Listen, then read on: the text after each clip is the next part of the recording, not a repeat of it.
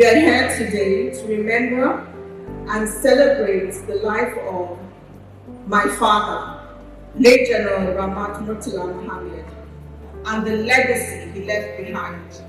While we miss him dearly, we choose today not to dwell only on loss, but to celebrate a life well lived, a life of purpose, honor, and impact.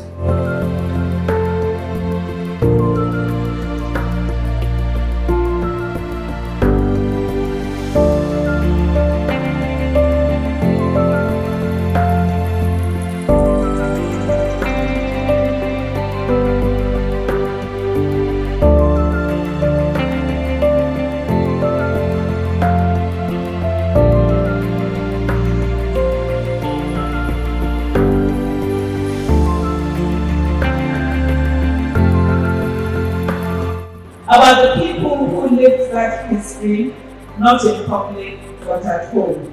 Because while the country remembers the head of state, we remember a husband and a father. And when my father died, it was my mother who carried the weight of both grief and responsibility.